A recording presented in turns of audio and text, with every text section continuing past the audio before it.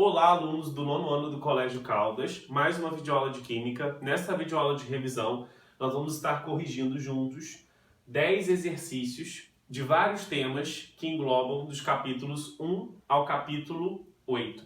Então preste atenção aí que eu vou estar selecionando os temas em cada questão, vou estar resolvendo, resgatando alguns conceitos que nós já aprendemos anteriormente. E eu vou estar lendo a primeira questão que vai estar aparecendo no vídeo aí para vocês. A água potável é um recurso natural escasso em diversas regiões do nosso planeta. Mesmo em locais onde a água é relativamente abundante, às vezes é necessário submetê-la a algum tipo de tratamento antes de distribuí-la para o consumo humano. O tratamento pode, além de outros processos, envolver as seguintes etapas. 1. Manter a água em repouso por um tempo adequado para a deposição no fundo do recipiente do material em suspensão mecânica. 2. Remoção das partículas menores em suspensão, não separáveis pelo processo descrito na etapa 1. 3. Evaporação e condensação da água para diminuição da concentração de sais, no caso da água salobra ou do mar. Neste caso, pode ser necessária a adição de quantidade de sais após o processo. As etapas 1, 2 e 3 correspondem respectivamente aos processos de separação denominados. Bom, o que nós temos aí são 3 processos sendo descritos e ele quer saber o nome desses processos, né? A questão pede isso. No primeiro aí nós temos um marcador bem interessante que fala o seguinte, ó, manter a água em repouso por um tempo adequado para deposição do material em suspensão mecânica. Deposição do material em suspensão mecânica nada mais, nada menos do que uma decantação. Tá bom? Então, o primeiro processo aí é decantação. 2. Remoção das partículas menores em suspensão não separáveis pelo processo descrito na etapa 1. Bom, tudo aquilo que não decantou, aquelas micropartículas que ainda permanecem em suspensão, ela pode passar por filtros, ok? Então, o segundo processo seria filtração.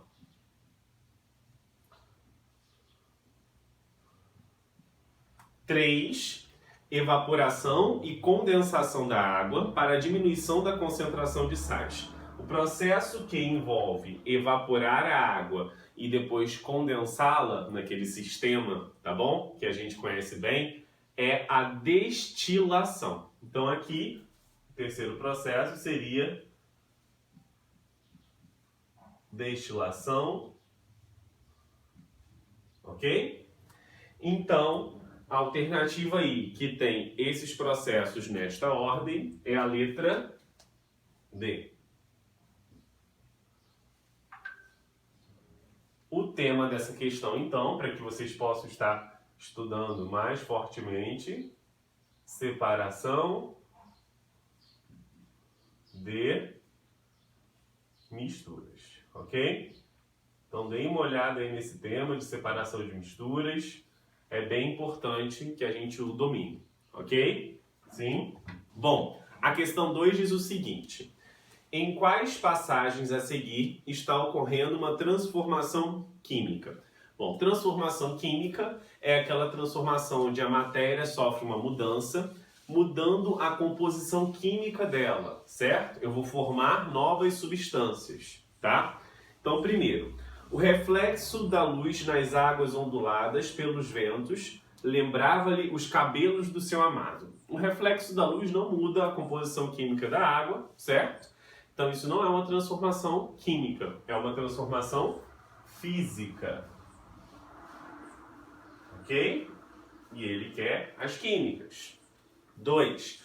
A chama da vela confundia-se com o brilho nos seus olhos. A 2 é uma transformação química. Toda vez que eu tenho a queima de algum material, a combustão, eu libero gás, libero calor, que são evidências de uma transformação química, né? Quais são as evidências aí de um fenômeno químico?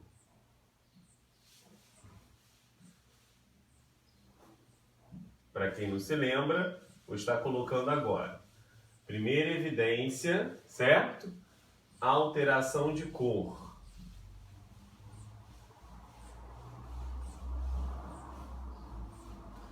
Segunda evidência,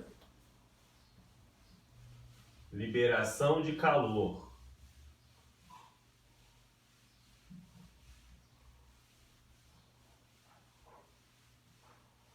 Terceira evidência, liberação de gás.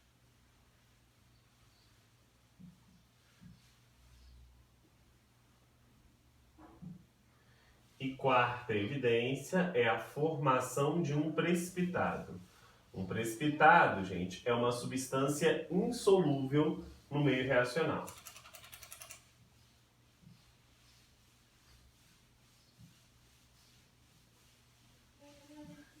Quando eu queimo a vela, eu libero calor, eu libero gases da combustão, então combustões são fenômenos químicos. 3. Desolado, observa-se o gelo derretendo em seu corpo e, ironicamente, comparável ao seu coração. O processo de derretimento do gelo, ou seja, a fusão, a passagem do estado sólido para o líquido, não altera a composição química da matéria. Continua sendo água, só que em outro estado físico. Então, todas as mudanças de estado físico nós vamos perceber que são fenômenos físicos. Então, aqui é uma transformação física. 4. Com o passar do tempo, começou a se sentir como a velha tesoura enferrujando no fundo da gaveta. O processo de ferrugem é uma transformação química. Por que é uma transformação química? Eu altero a composição da matéria, não tem mais agora ferro e sim ferrugem, e eu alterei a cor. Você percebe que aquela cor meio acinzentada da tesoura, agora fica um marrom avermelhado, característica da ferrugem. Então, a alternativa aí que tem transformações químicas, 2 e 4. Letra D.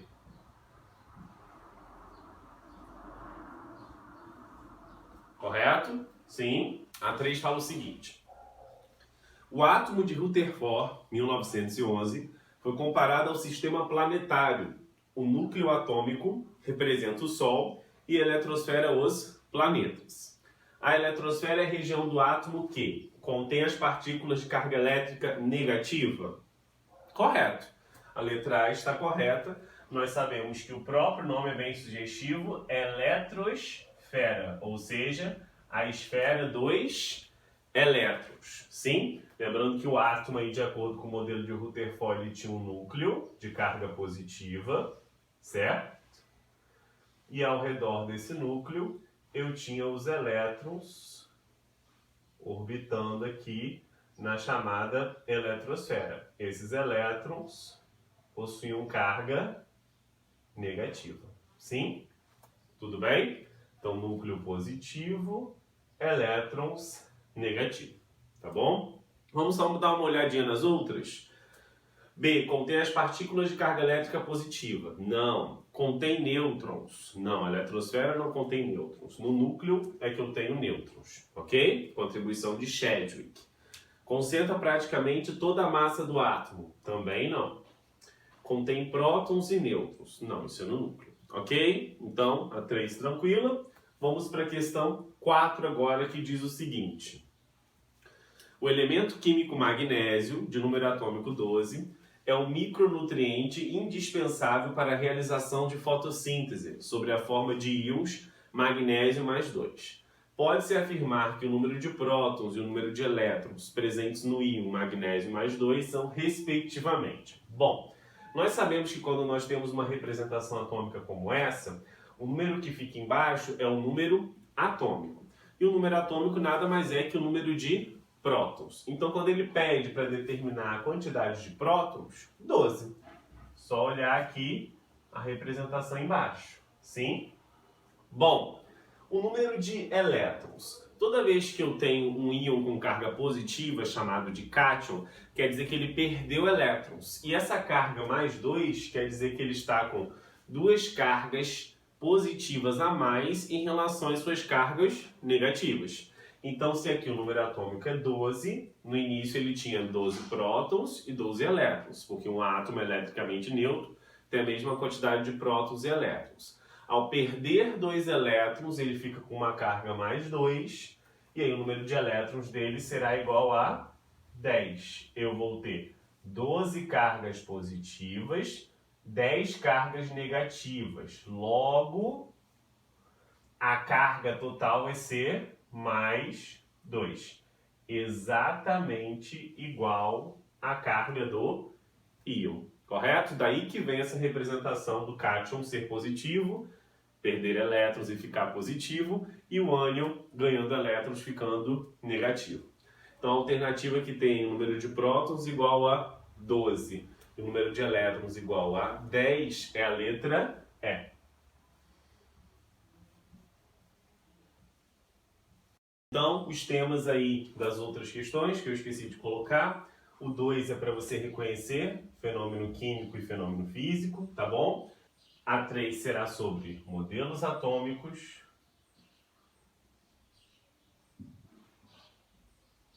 Também um tema interessante para vocês estarem revisando. E o tema da questão 4, estrutura atômica.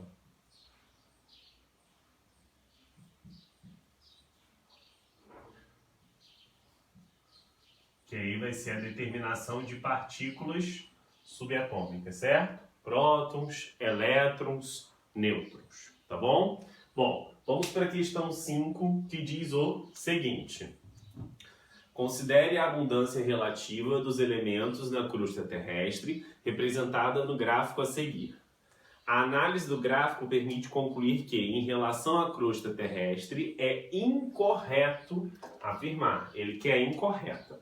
Nós temos um gráfico aí de barras, onde a gente tem a porcentagem em massa na crosta terrestre dos elementos e os elementos químicos.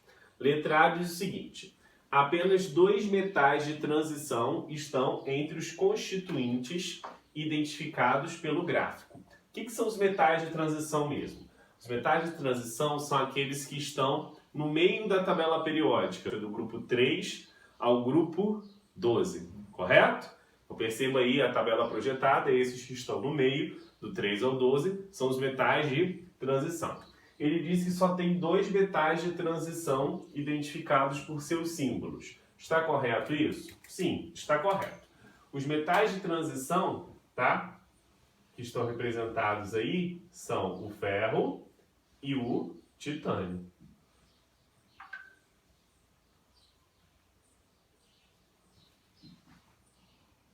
Ferro e titânio. Logo, só são 2 mesmo. Lembrando que ele quer a incorreta. A letra B fala: entre os metais identificados por seus símbolos, os alcalinos são mais abundantes que os alcalinos terrosos.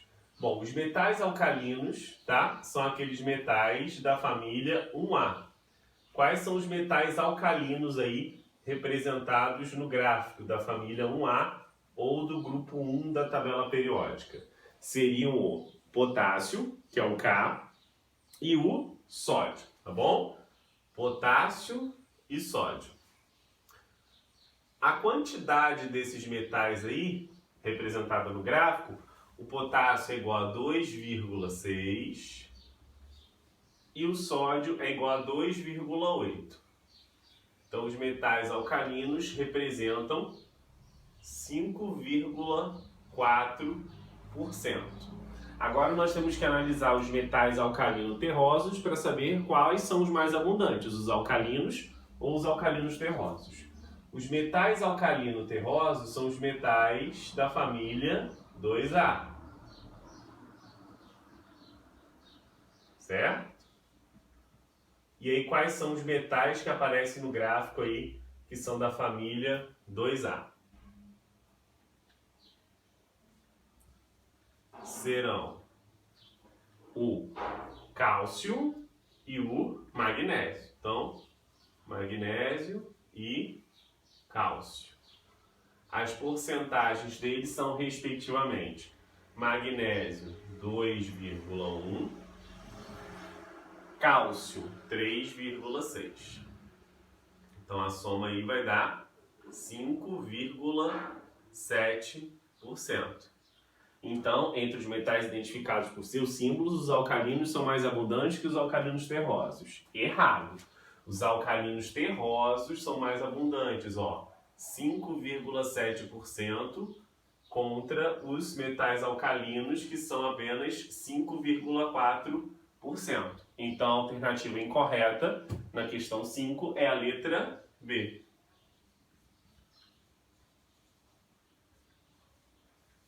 Tá bom? Então, a questão 5 já envolve o tema aí, tabela periódica, que foi a nossa última videoaula aí, tá bom? Vamos ler então a questão 6. A questão 6 fala o seguinte: o petróleo é uma mistura complexa, natural, inflamável, de cheiro característico e com densidade menor do que a da água. Com relação aos componentes do petróleo, assinale a alternativa incorreta. Então, ele também quer incorreta. A. Alguns componentes do petróleo são separados por meio de destilação fracionada, realizada em grandes colunas de aço nas refinarias. Correto, tá, gente? A destilação fracionada é o aquecimento do petróleo para separar as frações do petróleo, gasolina, diesel, querosene, fração de combustíveis gasosos, por diferenças na temperatura de ebulição. Letra B. A ordem de volatilidade de cada fração está associada com o tamanho da cadeia dos componentes. Correto, nós vimos isso na nossa videoaula, que quanto maior a quantidade de carbonos que eu tenho na composição química do petróleo, maior é a temperatura de ebulição. C. Na obtenção das frações do petróleo, ao ser aumentada gradativamente a temperatura, são obtidos sucessivamente gás combustível, gasolina, querosene, óleo diesel. Correto também, você tem que dar uma lembrada naqueles componentes e na ordem de saída deles, tá? Na destilação fracionada. Letra D. No processo de fracionamento do petróleo, os compostos obtidos nas primeiras frações apresentam cadeias maiores e mais estáveis. A letra D que é incorreta, tá? A letra D é a nossa letra incorreta, porque na obtenção das frações do petróleo, as primeiras substâncias que eu obtenho são aquelas de mais baixa temperatura de ebulição. Então, aqui ó, nós temos que quanto menor a temperatura de ebulição, menor a quantidade de carbonos da cadeia. E essas substâncias são as primeiras obtidas.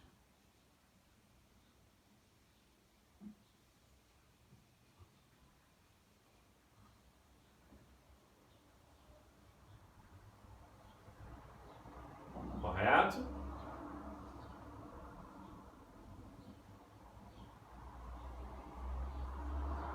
Obtidos. Então, tema dessa questãozinha aí, petróleo. Dá uma estudada aí no capítulo de petróleo. Ok, galera?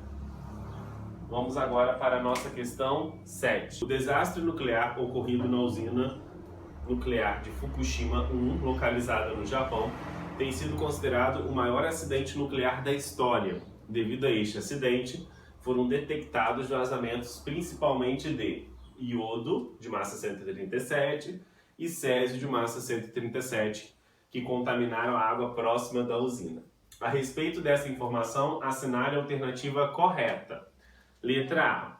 Os elementos iodo e césio apresentam o mesmo número de nêutrons. Bom, vamos dar uma olhadinha na representação aqui do iodo e do césio. O que eles apresentam igual, gente, é o número de massa, ok?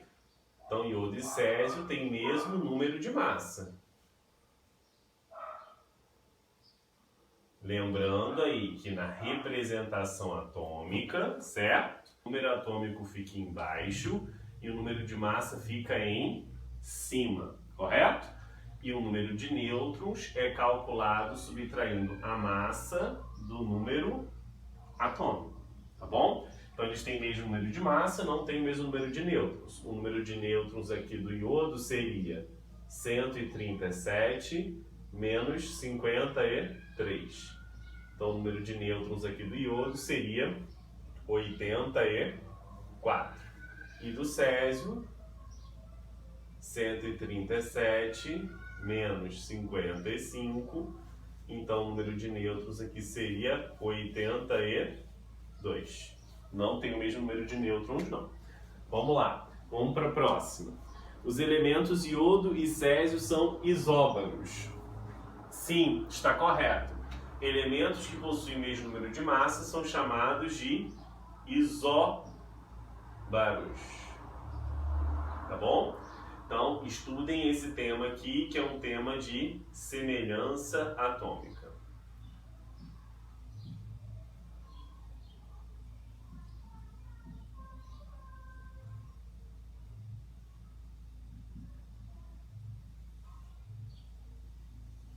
Ok? Sim? Bom, a questão 8 fala o seguinte. O átomo é a menor partícula que identifica um elemento químico. Ele possui duas partes, a saber, uma delas é o núcleo, constituído por prótons e nêutrons, e a outra é a região externa, a eletrosfera, por onde circulam os elétrons. Alguns experimentos permitiram a descoberta das características das partículas constituintes do átomo. Em relação a essas características, identifique a alternativa correta. Letra A. Prótons e elétrons possuem massas iguais e cargas elétricas de sinais opostos. Não. Tá bom, gente? Olha só. Prótons são partículas nucleares presentes no núcleo que possuem massa igual a 1U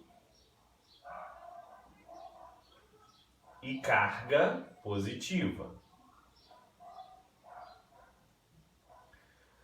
Elétrons são partículas que se encontram na eletrosfera. A massa de um elétron é 1836 vezes menor do que a massa de um próton ou de um nêutron. Então seria 1 sobre 1836U e tem carga negativa. Correto? Então, não possuem a mesma massa, não. Só possuem cargas opostas aí, então só uma parte dessa letra está correta. B. Entre as partículas atômicas, os elétrons têm maior massa e ocupam maior volume do átomo. Não. Os elétrons são aqueles que têm menor massa. A massa do nêutron é igual à massa do próton, também 1U. C. Entre as partículas atômicas, os prótons e os nêutrons têm maior massa e ocupam maior volume no átomo. Não. Prótons e nêutrons não ocupam maior volume porque eles se encontram no núcleo. E o núcleo é muito pequeno comparado com a eletrosfera, que é gigante. Letra D. Entre as partículas atômicas, prótons e nêutrons têm mais massa, mas ocupam um volume muito pequeno em relação ao volume total do átomo. Sim, a correta seria a letra D.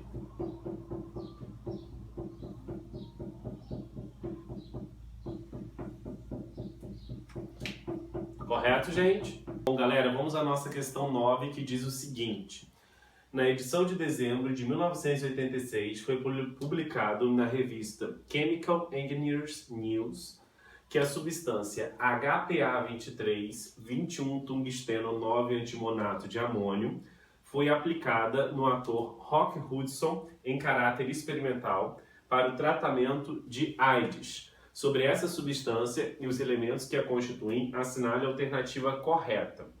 Letra A. O elemento tungstênio, W, é dúctil, maleável, bom condutor de calor e eletricidade e na temperatura ambiente é sólido. O tungstênio, que é esse elemento citado aí, ele é um metal. E se ele é um metal, ele tem todas essas características citadas. Ele é dúctil, maleável, bom condutor de calor e eletricidade. Lembrando que dúctil é aquilo que pode ser transformado em fios, maleável adquire várias formas, bom condutor de calor e eletricidade que conduz bem essas formas de energia. Tá certo a letra A, certo? Então, letra A seria a correta. Mas para a gente explorar mais essa questão, vamos dar uma olhadinha nas outras alternativas aí para revisarmos outras coisas também. Letra B. Na substância há 3 ametais e 2 metais. Ametais são quais aí, esses elementos? Nitrogênio, oxigênio, tá bom? Então nós temos aí 2 ametais. E os metais seriam sódio, tungstênio e antimônio, que ele era classificado como semimetal, mas agora, definitivamente, de acordo com as novas regras, ele é um metal. Então, ao contrário, né? Eu tenho 3 metais e 2 ametais. E essa separação e essa classificação de metais e ametais é só você ver aquela divisão que tem na tabela periódica que vocês vão estar recebendo aí na V2, tá bom? Na fórmula do HP23 existem somente elementos pertencentes ao segundo período das famílias 1, 15 e 16 da classificação periódica. Se vocês forem olhar a tabela periódica aí, tá bom? Nem todos esses elementos estão no segundo período, como vocês podem perceber comigo. Ó, dos elementos que são apresentados, aqueles que estão no segundo período são apenas nitrogênio e oxigênio. O sódio, ele está no terceiro período, o tungstênio, que é o W, ele está aqui na família B, no sexto período, o antimônio, ele está no quinto período, e por conta disso, essa letra também é uma letra incorreta, tá bom? Letra D, o elemento antimônio está no grupo 14, quarto período. Se vocês forem olhar o antimônio na tabela, vocês vão perceber que ele está no grupo 15, no quinto período, tá bom? Então é totalmente incorreto aí o que a letra D também diz, tá? Vamos agora para a nossa última questão, questão 10. O livro A Tabela Periódica de Primo Levi reúne relatos autobiográficos e contos que têm a química como denominador comum. Cada um dos seus 21 capítulos recebe o nome de um dos seguintes elementos da tabela periódica: argônio, hidrogênio, zinco, ferro, potássio, níquel, chumbo, mercúrio, fósforo, ouro, cério, cromo, enxofre, titânio, arsênio, nitrogênio, estanho, urânio, prata, vanádio e carbono. Escreva o símbolo do elemento que dá o nome ao capítulo, que corresponde a cada uma das 5 descrições a seguir. Primeira descrição é o metal alcalino, potássio.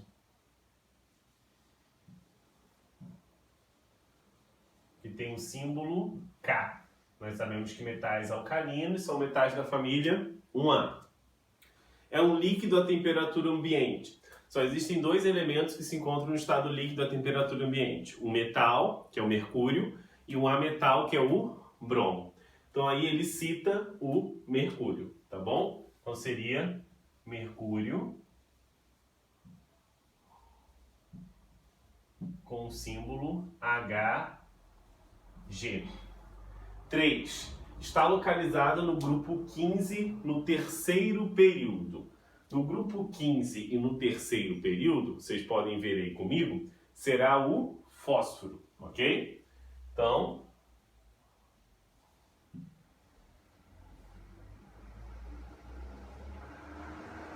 fósforo com o símbolo P. Aparece na natureza sob a forma de gás monoatômico. Isso aí é uma característica de gases nobres, tá? E aí eu tenho um gás nobre citado, logo o primeiro, que é o argônio.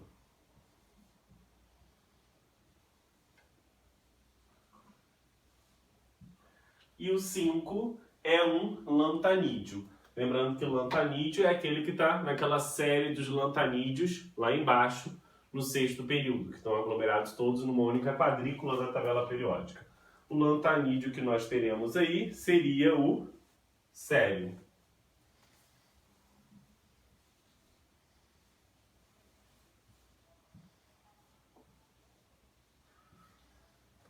Bom, então essa foi a nossa videoaula de revisão. Espero que vocês tenham resgatado alguns conceitos comigo, tá bom? Qualquer dúvida em alguma dessas questões, estou à disposição pelo WhatsApp. Também estou à disposição lá no grupo de professores. Que vocês tenham bons estudos. A prova vai ser baseada nesses temas, nessa ordem das questões. Então, chuchu beleza, só vocês conseguirem estudar, se dedicar, vocês vão tirar uma nota boa. Forte abraço, até mais!